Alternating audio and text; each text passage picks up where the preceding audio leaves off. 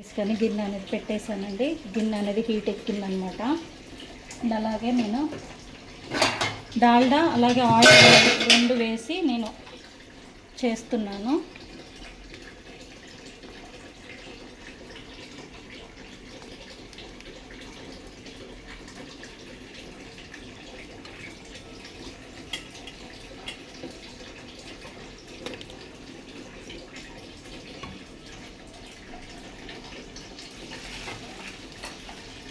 అలాగే కొంచెం ఎక్కువ కాదండి, జస్ట్ హాఫ్ స్పూన్ అంత ఆయిల్ అనేది వేసేస్తున్నాను నేను ఇందులో. ఓకేనా. ఇప్పుడు దీంట్లో మనం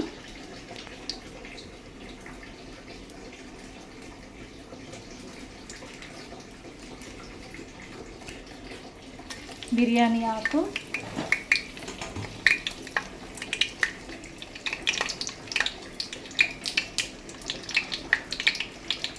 చెక్క, ఇలాచి,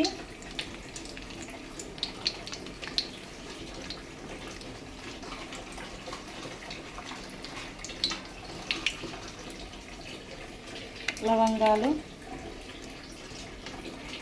అన్నీ కొంచెం కొంచెమేనండి. ఇది పువ్వు, ఇవన్నీ వేసాం కదా, ఆనియన్స్ కూడా వేసానండి నేను. ఇప్పుడు దీంట్లో కొంచెం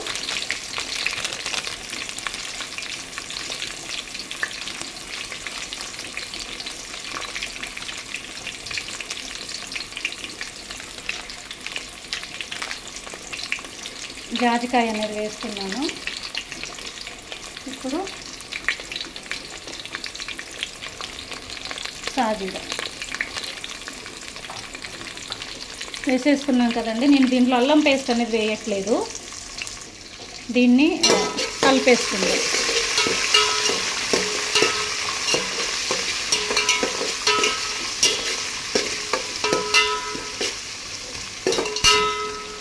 కొంచెం మగ్గాలి అండి. మగ్గిన తర్వాత ఇప్పుడు నేను దీంట్లో పచ్చిమిర్చి అనేది డాట్లు పెట్టుకొని వేసుకున్నానండి. కొంచెం డాట్లు అనేది పెట్టేసి వేసేసుకున్నాను. ఇప్పుడు దీంట్లో పుదీనా,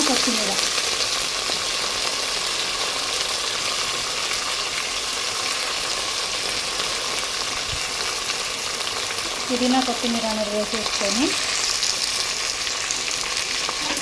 ఒకసారి కలిపేస్తుంది.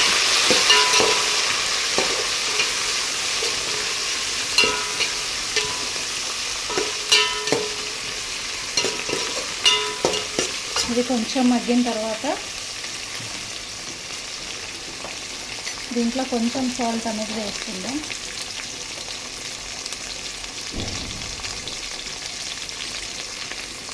ఇప్పుడు దీంట్లో సాల్ట్ అనేది వేసాం కదండి, ఒకసారి కలిపేసుకుందాం.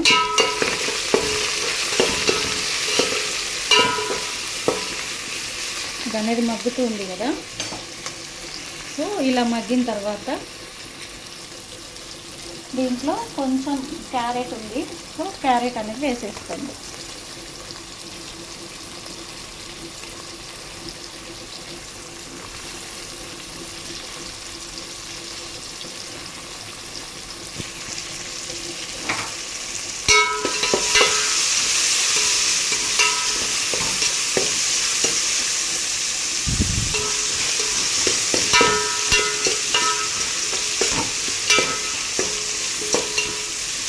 ఓకేనండి.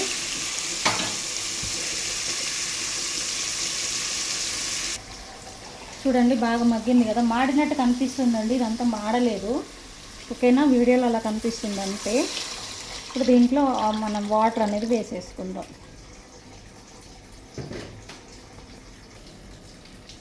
చూసారు కదండి, నేను ఇప్పుడు నాకు ఇంత వాటర్ అయితే సరిపోతుంది. నేను వాటర్ అనేది వేసేసుకున్నాను. ఓకేనా. ఇప్పుడు నేను దీంట్లో ఎసరు అనేది వచ్చే వరకు మనము మూత అనేది పెట్టేసుకొని, ఇంకా మనకి ఇంకొంచెం సాల్ట్ అనేది పడుతుంది అనుకుంటే కొంచెం సాల్ట్ అనేది వేసేసుకొని ఇంకా మూత పెట్టేసుకోవడమే అన్నమాట.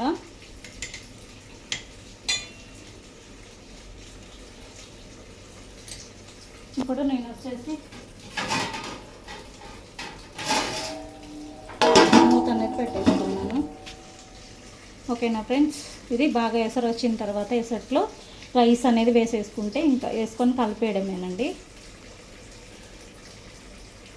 ఇది రైస్ అనేది మనకి ఎక్కడ వరకు వచ్చిందా అంటే, రైస్ అంటే ఎసరు అనేది వేసాను కదండి, ఎక్కడ వరకు వచ్చిందా అనేది ఒకసారి చూసుకుందాం. చూడండి, ఎసరు అనేది రావడానికి దగ్గరలో ఉందన్నమాట. ఇది ఎసరు అనేది వచ్చేసిన తర్వాత మనం దీంట్లో రైస్ అనేది వేసేసుకుందామండి. ఓకేనా ఫ్రెండ్స్, రైస్ అనేది వేసేసుకుందాం. ఇప్పుడు చూసారు కదా ఫ్రెండ్స్, ఎసరు అనేది ఎలా మసులుతూ ఉందో. దీంట్లో మనం రైస్ అనేది వేసేసుకుందాం. కొంచెం సిమ్లో అనేది పెట్టేసుకుందాం. ఇవి వచ్చేసి రైస్ అండి, నేను 1.5 అవర్ ముందే కడిగేసి పెట్టేసుకున్నాను అనమాట.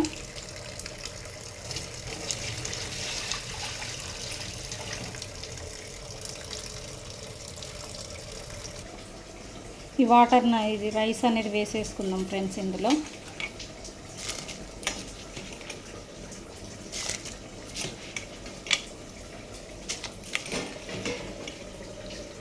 కింద అనేది చిట్లకుంట అనేది వేసుకోవాలండి.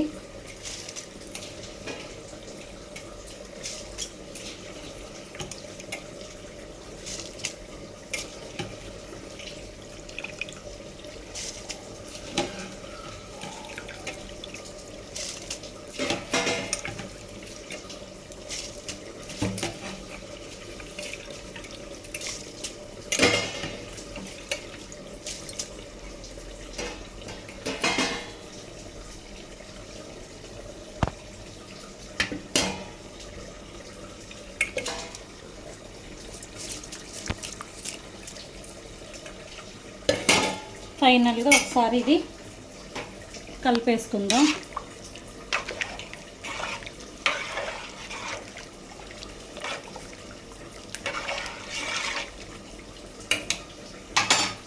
ఎక్స్ట్రా బియ్యం అనేది ఉందండి, ఇవి కూడా తీసి అందులో అనేది వేసేస్తాను నేను.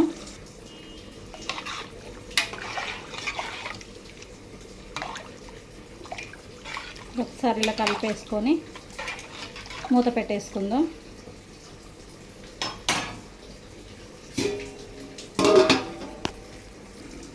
ఇది ఒకసారి మళ్ళీ చూద్దామండి, రైస్ అనేది ఎక్కడ వరకు అయింది అనేది. చూసారు కదా ఎలా దగ్గరకు అనేది వస్తుందో, ఉడుకుతూ ఉందండి రైస్. ఇప్పుడు మళ్ళీ ఒకసారి కలిపేసుకుందాం.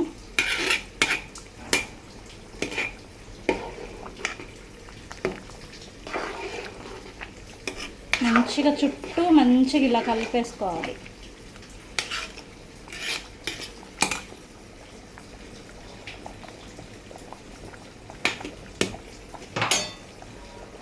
ఇప్పుడు మూత అనేది పెట్టేసుకుందాం. రైస్ అనేది ఎక్కడి వరకు వచ్చిందో ఒకసారి చూద్దామండి. రైస్ అనేది చూసారు కదా, అయిపోయింది ఆల్మోస్ట్. ఇంకా సిమ్లో పెట్టేసుకుందాం. ఇలా మంచిగా కలపాలండి రైస్ అయిపోయిన తర్వాత, ఎందుకంటే ఇంకా ఇట్లా ఇదంతా కూడా తాలింపు అనేది సైడ్లకి ఇలా పడుతుంది, ఆయిల్ అనేది ఒక్క దగ్గరే ఆగిపోతుంది. కాబట్టి ఇది టిప్ అనేది చాలా వరకు తెలియదు, ఇలా మంచిగా కలిపేసుకోవాలి. చూడండి, ఇలా చేస్తే ఏంటంటే ఒక్క దగ్గర ఆయిల్ అనేది ఉండిపోదు, ఒక్క దగ్గరే తాలింపు అనేది ఉండదన్నమాట, మంచిగా కలుస్తుంది. నేను దీంట్లో ఫ్రూట్ కలర్ అనేది ఏం యూజ్ చేయనండి. నేను దీన్ని ఏమంటారు, నేను ఇంట్లో మనకి కుంకుమ పువ్వు అనేది ఉంటే అది అనేది యాడ్ చేస్తాను నార్మల్గా. ఇంకా వేది కూడా ఫ్రూట్ కలర్ అనేది యూజ్ చేయను బగారా రైస్లోకి. ఓకేనా ఫ్రెండ్స్, ఇది అండి బగారా రైస్ అనేది. దీన్ని సిమ్లో పెట్టేసాం కదా, ఒక 2-3 మినిట్స్ అనేది ఉంచిన తర్వాత మనము దీన్ని మంచిగా చూడండి, రైస్ అనేది అయిపోయిందండి.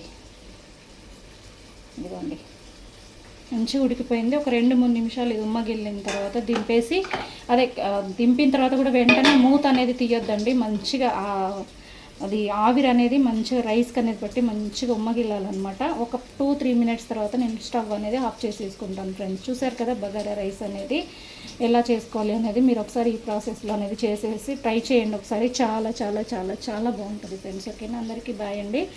Thank you so much.